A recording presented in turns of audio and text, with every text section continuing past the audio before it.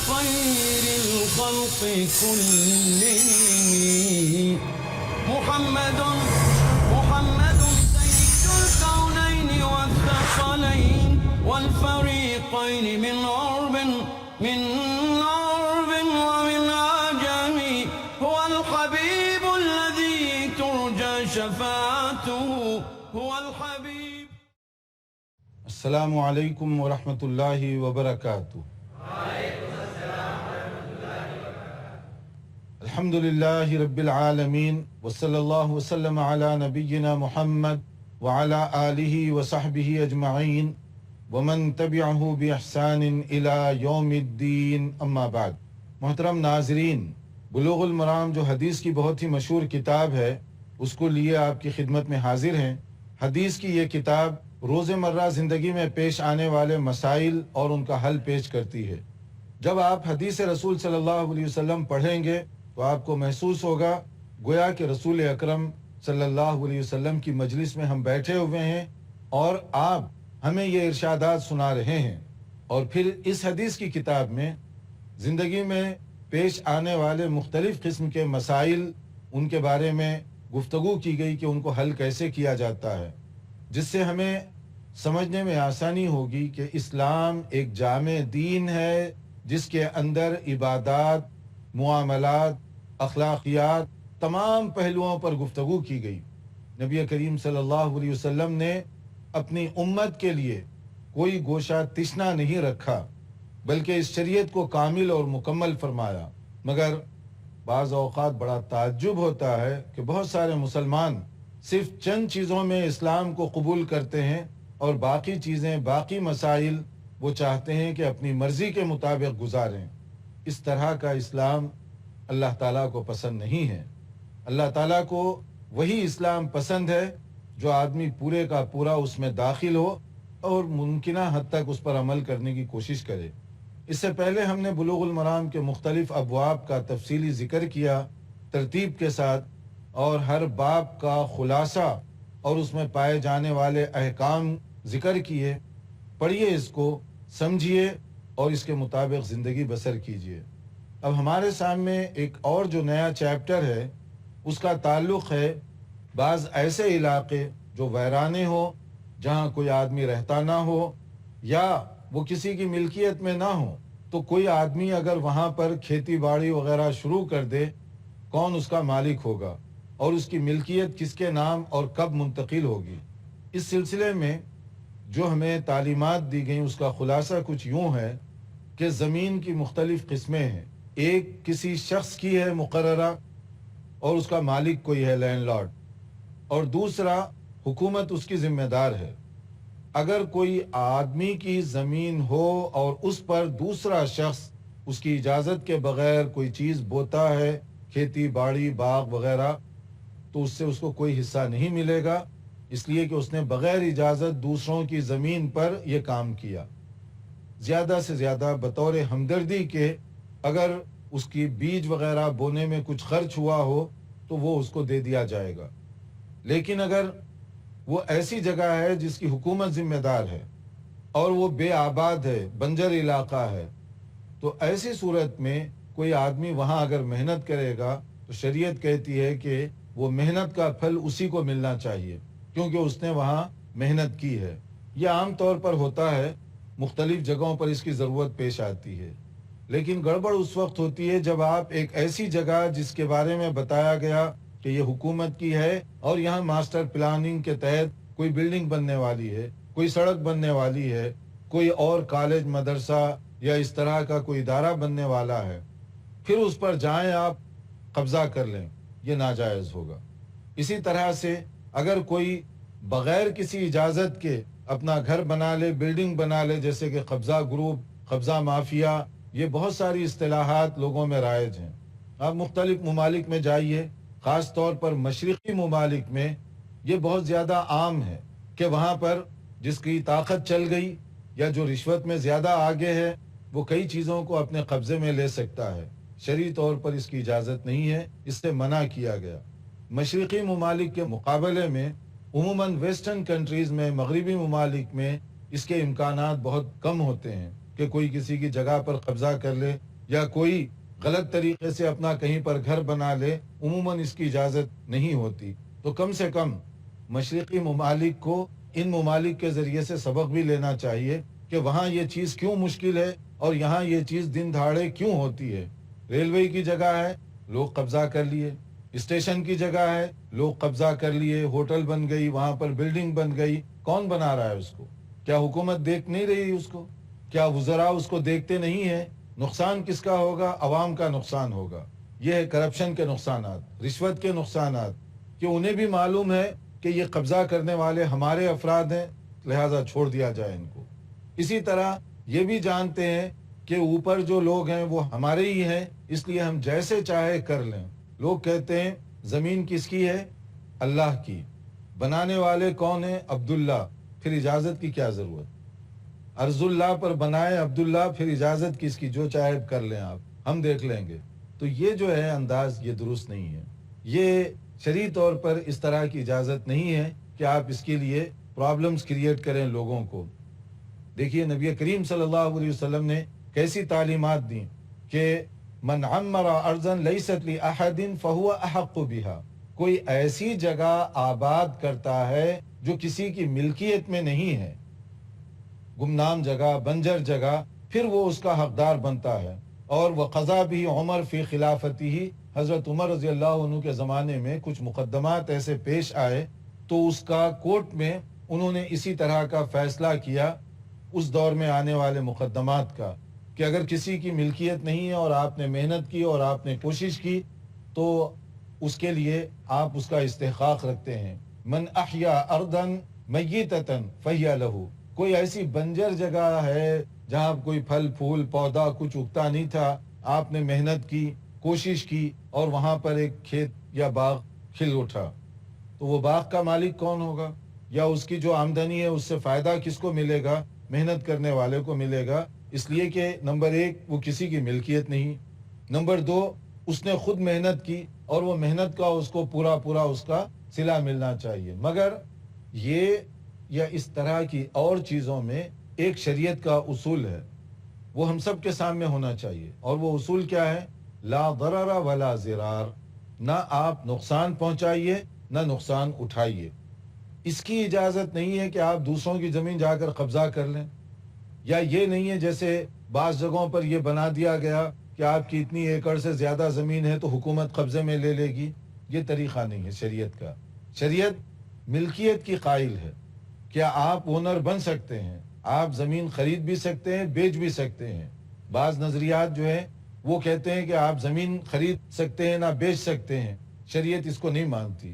شریعت کا یہ ہے کہ آپ اگر خریدنا چاہیں، بیچنا چاہیں، اس سے فائدہ اٹھانا چاہیں تو آپ یہ ساری چیزیں کر سکتے ہیں. لیکن ان سب میں اصول یہی ہے کہ اگر آپ کسی کو نقصان پہنچائیں گے، نقصان کیسے پہنچایا جاتا ہے؟ مثال کے طور پہ آپ نے جگہ خریدی 100 گز کی اور آپ بلڈنگ بناتے ہیں 110 گز پر، وہ جائز ہوگی؟ 110 گز پر اگر آپ زمین تعمیر کرتے ہیں وہ ناجائز ہوگا، کیونکہ 10 گز آپ کے نہیں ہیں. آپ ناجائز کسی کا قبضہ کر رہے ہیں، چاہے وہ قبضہ افراد کا ہو یا کسی کا ہو، وہ آپ کے لیے درست نہیں ہوگا.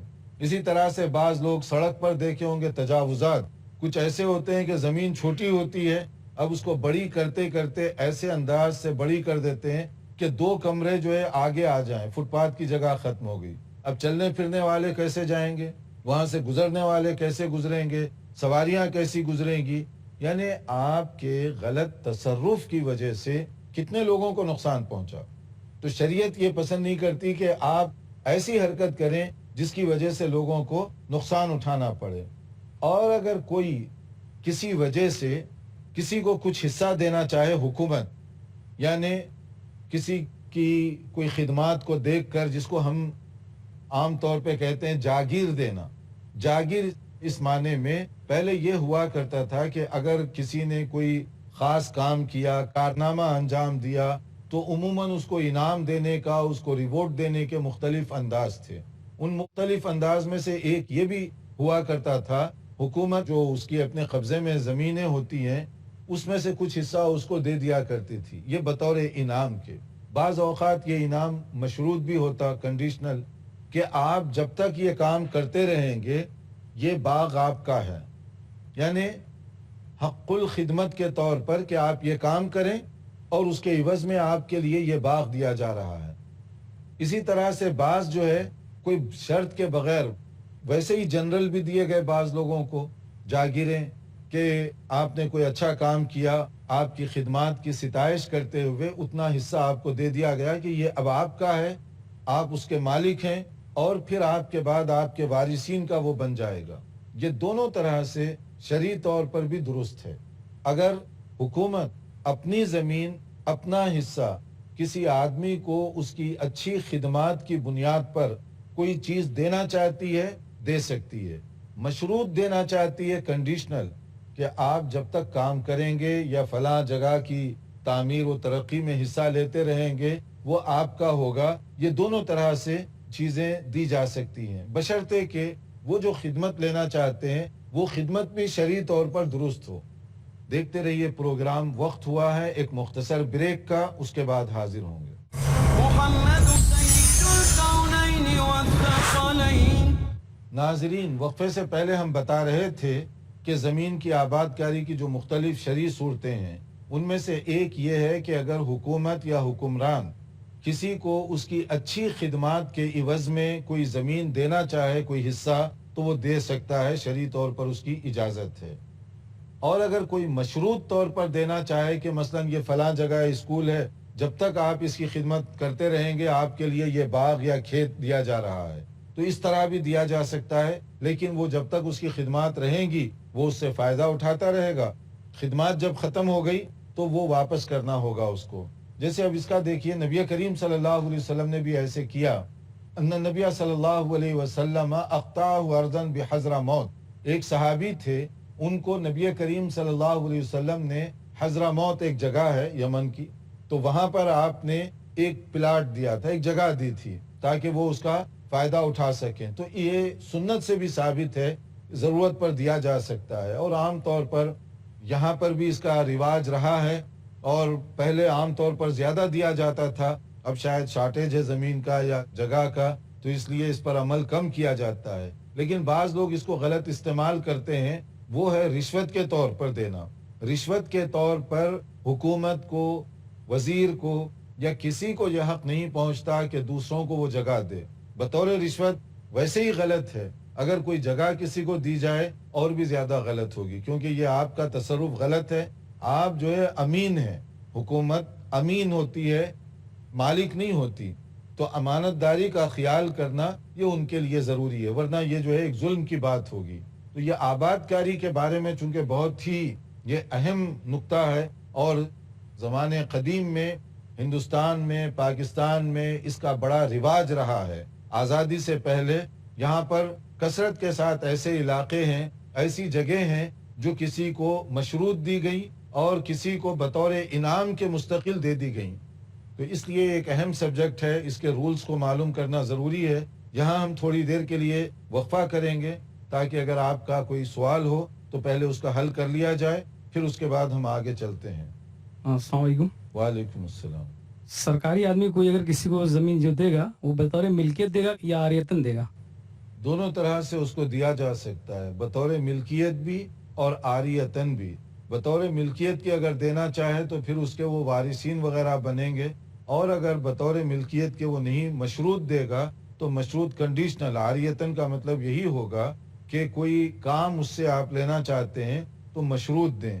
زیادہ تر جو زمینیں دی گئیں وہ مشروط دی گئیں، پھر دھیرے دھیرے وہ ان کے مالک بن بیٹھے، تو اس میں بڑے مشکلات اور پرابلمز بھی پیدا ہوئے۔ مثلا بعض زمینیں دی گئیں، مثلا اس کے ساتھ کوئی ایسی جگہ تھی، مثلا کہیں پر عاشور خانہ ہے، کہیں پر مسجد ہے، کہیں پر مندر ہے، تو اس کے ساتھ مشروط کر دیا گیا کہ اس علاقے کی مندر کو اگر آپ آباد رکھیں گے تو آپ کے لیے یہ کھیتی باڑی ہے، یا اس مسجد کو یا عاشور خانے کو آپ آباد رکھیں گے محرم میں تو پھر اس کے لیے آپ کو یہ زمین دی گئی۔ ہوا تو یہ تھا یہ مشروط، جب تک آپ خدمت کریں گے آپ کے پاس یہ رہے گی، اور خدمت چھوڑ دیں گے تو وہ حکومت لے سکتی ہے، مگر آہستہ آہستہ چلتے چلتے جیسے وہ مالک بن بیٹھے اس طرح کے وہ تصرفات کرنے لگے، حالانکہ ان کو مشروط دیا گیا۔ ہندوستان وغیرہ میں بہت سارے علاقے ایسے ہیں جہاں مشروط دی جانے والی زمین اس پر لوگ قابض ہو گئے. اور کوئی اگر آپ کا سوال؟ جی السلام علیکم. وعلیکم السلام. میرا سوال فکس ڈپازٹ کو لے کے تھا. فکس ڈپازٹ یہ ہمارے شریعت میں درست ہے یا نہیں؟ ہاں، فکس ڈپازٹ کے بارے میں کہ یہ درست ہے یا نہیں ہے، تو زمینداری سے آپ ایک دم بینک کی طرف چلے گئے، پیسوں کی طرف اور سرمایہ کاری کی طرف. تو دیکھیے فکس ڈپازٹ جو رکھا جاتا ہے اس کے وہی ہر جگہ اس کے کنڈیشنز ہیں کہ اس کے رولز کیا ہیں، کیسے آپ نے سیٹ اپ کروایا. ایسی جگہ آپ اگر اپنی دولت رکھتے ہیں جو سود پر بیس کرتی ہے، بینکنگ کا جو نظام ہے عام طور پہ وہ سود پر بیس کرتا ہے، تو وہاں پر آپ دیں گے اور اسی طرح سے وہ کام کریں گے تو یہ غلط ہو جائے گا. لیکن اگر آپ ایسی جگہ کوئی پیسہ رکھتے ہیں جہاں سود کی آمیزش نہ ہو اور حلال طریقے سے وہ بزنس کرتے ہیں، ان کا ٹرانزیکشن سارے کا سارا حلال پر ہے، وہ جائز ہے. آپ کچھ پوچھنا چاہتے؟ السلام علیکم. وعلیکم السلام. میرا کوشچن یہ تھا کہ جیسے جو گورنمنٹ نے زمین تو ان کو اس تھوڑے ٹائم کے لیے دی تھی، لیکن جیسے ابھی نظام شاہ کا دور تھا تو نظام شاہ کے جو بادشاہ تھے تو انہوں نے تو جو ہے زمین اپنے ان کو دے دی، وہ ان کی تو وراثت بن گئی، لیکن اس کے وارث اب ان کے پوتے پر پوتے اور ان کے بیٹے ہیں. تو وہ کنڈیشن میں جیسے وہ نظام شاہ کے جو بادشاہ تھے وہ تو خود مائگریٹ ہو کے آئے تھے، تو ان کا کیا حق ہوگا اس زمین پہ؟ لیکن اس کے بعد وہ زمین جب ہم لوگوں کو ملتی ہے تو سم کیسز میں یہ ہوتا ہے کہ دیٹ گورنمنٹ اس کے لیے فائٹ کرتی ہے کہ وہ رولرز تو ابھی چلے گئے. کہ ایسا ہی معاملہ ہم لوگ کی فیملی میں بھی آیا تھا. دیکھیے اگر کوئی آدمی مالک نہ ہو اور وہ دوسروں کو دے رہا ہے تو یہ تو بالکل ایسے ہی ہے کہ آپ کے جیب میں پیسے ہیں، میں کہہ رہا ہوں کہ یہ صدقہ فلاں کو دے دیا جائے اور فقیر سے کہہ رہا ہوں جاؤ اس کے پیسے لے لو. یہ چیز تو غلط ہے، کیونکہ آپ مالک ہی نہیں ہیں تو آپ دوسروں کو کیسے دیں گے؟ تو کوئی بھی بادشاہ ہو یا حکمران ہو، اگر وہ اس چیز کا ذمہ دار نہیں ہے اور اگر وہ دیتا ہے تو وہ اپلائی نہیں ہوگا، کیونکہ میری زمین لے کر آپ دوسروں کو دیں اس کا حق آپ کو نہیں دیا گیا. لیکن اگر کوئی حکومت ہے، حکمران ہے اور وہ علاقہ حکومت کی ملکیت میں ہے تو ریگارڈلیس وہ اگر کہیں سے ہجرت کر کے آیا، کہیں سے علاقہ چھوڑ کر آیا، لیکن اگر کسی ملک میں وہ رہتا ہے اور وہ حکومت میں شامل ہے تو وہ دے سکتا ہے. جیسے دیکھیے خود نبی کریم صلی اللہ علیہ وسلم کہاں کے رہنے والے تھے؟ مکہ مکرمہ کے. آپ ہجرت کر کے کہاں تشریف لائے؟ مدینہ منورہ. حضرموت کی جگہ آپ دے رہے ہیں. حضرموت وہ یمن کا علاقہ ہے، تو نبی صلی اللہ علیہ وسلم کے لیے آپ وہی بات کر سکتے ہیں کہ آپ تو حضرموت میں نہ پیدائش ہوئی اور نہ آپ ذاتی طور پہ اس کے مالک تھے، مگر وہ علاقہ اسلامی اسٹیٹ کا علاقہ تھا، ریاست کا تھا. ریاست کے جو ذمہ دار ہیں وہ اگر چاہیں تو دے سکتے ہیں تاکہ اس کو آباد کیا جائے اور اچھے مقصد کے لیے اس کو استعمال کیا جائے. یا کوئی ایسا آدمی جس کی خدمات ملک کے لیے، وطن کے لیے بہت اہم ہیں اور آپ اس کو دینا چاہتے ہیں، بلا شک و شبہ دے سکتے ہیں. تو نبی کریم صلی اللہ علیہ وسلم ظاہر ہے ظلم و زیادتی سے کسی کو نہیں دے سکتے، کسی کا حصہ لے بھی نہیں سکتے. آپ نے ایک رول سیٹ اپ کیا کہ اگر کچھ ایسے لوگ ہو سکتے ہیں آپ کے ملک میں، آپ کے علاقے میں، جن کی وجہ سے بہت سے لوگوں کو فائدہ پہنچا مگر بیچارہ اس کے پاس کچھ نہیں ہے، تو آخر حکومت کی ذمہ داری ہے نا، ایک آدمی دوسروں کو فائدہ پہنچائے تو آپ اس کو بھی فائدہ پہنچائیے. ورنہ یہاں پر ایسے لوگ ہیں جو بڑے بڑے کارنامے انجام دیے مگر اس کے بعد کچھ حالات ایسے بدلے کہ لوگ چندہ کر کے ان کو دفن کیے. یعنی وہ آدمی زندگی میں تو بڑے بڑے کارنامے انجام دیتا رہا، اس کے پاس کچھ نہیں تھا اور چندہ کر کے اس کا کفن دفن کا انتظام کرنا پڑا. یہ چیز جو ہے اسلامی مزاج کے خلاف ہے. ایک آدمی حکومت کے لیے، لوگوں کے لیے اچھائی کر رہا ہے تو اسلام یہ کہتا ہے آپ بھی اس کے ساتھ بھلا سلوک کیجیے. رسول اکرم صلی اللہ علیہ وسلم نے ارشاد فرمایا صحیح مسلم کی حدیث ہے، اذا مات ابن آدم انقطع عنہ عمله الا من ثلاث، صدقۃ جاریہ او علم ينتفع به او ولد صالح يدعو له. کہ انسان جب مر جاتا ہے دنیا سے اس کے اعمال کا تعلق ختم ہو جاتا ہے، ڈسکنیکٹ کر دیا جاتا ہے، اس کا نامہ اعمال کلوز کر دیا جاتا ہے اس کی لائف کے ساتھ. مگر تین چیزیں ایسی ہیں جو مرنے کے بعد بھی اس کو فائدہ پہنچاتی ہیں، مرنے کے بعد بھی. ان میں سے نمبر 1 صدقۃ جاریہ، چیریٹیبل کام، ایسا کام جو آپ کر کے جائیں لیکن اس کا اثر فائدہ لوگ پیچھے اٹھاتے رہیں. مثال کے طور پہ ایک مسجد کسی نے بنا دی، مسجد بنانے والا مر بھی جائے گا مگر مسجد جب تک رہے گی اس کا ثواب بنانے والے کو بھی برابر پہنچتا رہے گا. کہیں آپ نے ٹیوب ویل کا انتظام کر دیا، پانی کا شارٹیج تھا، وہاں پر کنواں یا ٹیوب ویل کا آپ نے انتظام کر دیا تاکہ لوگ پانی سے فائدہ اٹھائیں. جب تک اس کنویں کے ایک ایک بوند سے پانی لوگ اٹھائیں گے فائدہ، ایون درندے، حیوانات یا پرندے، اس کا فائدہ اور ثواب بنانے والے کو برابر پہنچتا رہے گا. اسی طرح سے کہیں مدرسہ آپ نے تعمیر کیا، مثلا جب تک مدرسہ قائم ہے وہ وقف کرنے والے کو، بنانے والے کو اس کا پورا پورا ثواب ملتا رہے گا. یہ ہے صدقہ جاریہ، کوئی ایسی نیکی جو بعد میں آنے والوں کے لیے مفید ثابت ہو سکے، مرنے کے بعد بھی اس کا ثواب نہیں روکا جائے گا. اسی طرح سے دوسری جو چیز ہے علم ینتفع بھی، ایسا نالج پیچھے چھوڑ جائیے جس سے لوگوں کو فائدہ پہنچے. جب تک وہ نالج رہے گا اس کا فائدہ برابر وہ آدمی کو ملتا رہے گا. جیسے کوئی کتاب ہے، اچھی کتاب ہے، آپ نے اس کو تقسیم کیا یا چھپوائے اور اس کے بعد پرنٹ کر کے تقسیم کیا، تو جب تک لوگ اس سے فائدہ اٹھائیں گے لکھنے والے کو برابر ثواب ملتا رہا اس کا، یا اس کو چھاپنے والے کو بھی ثواب ملا، اس کو تقسیم کرنے والے کو بھی ثواب ملا، کیونکہ یہ ایسی چیز ہے جو باقی رہنے والی ہے. اب دیکھیے یہ بلوغ المرام حدیث کی کتاب ہے. علامہ ابن حجر عسقلانی رحمۃ اللہ علیہ کا انتقال ہوا سن 852 ہجری میں، 852 ہجری میں، اور آج تک لوگ اس سے فائدہ اٹھا رہے ہیں. تو اب کتنے سال بیت گئے. یہ ان کی محنت ہے، ان کی کاوش ہے، یقیناً اللہ تعالیٰ ان کو ثواب دے رہا ہوگا. اللہ ان کی نیکیوں کو قبول فرمائے. ایسی کچھ کتابیں ہیں جن سے لوگ صدیوں سے فائدہ اٹھاتے چلے آئے اور اس کا فائدہ ان کو انشاءاللہ ملے گا، کیونکہ علم جو بھی آپ پیچھے چھوڑ جائیں گے جس سے مخلوق کو فائدہ ہو اس کا فائدہ ہوگا. تیسری ایک چیز ہے بہت غور طلب ہے اور جو اس میں کہی گئی، او ولد صالح یدعو لہ، ایسی اولاد چھوڑ جائیے جو مرنے کے بعد کم سے کم دعا کر سکے.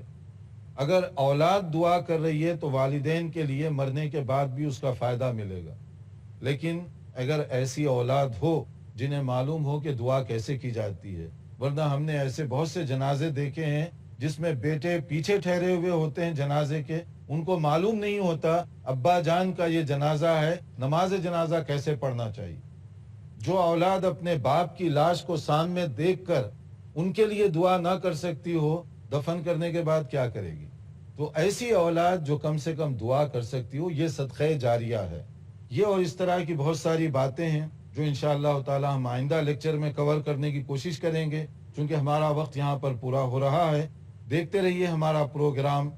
والسلام علیکم ورحمۃ اللہ وبرکاتہ. مولاي صل وسلم دائما أبدا على حبيبك خير الخلق كلهم محمد سيد الكونين والثقلين.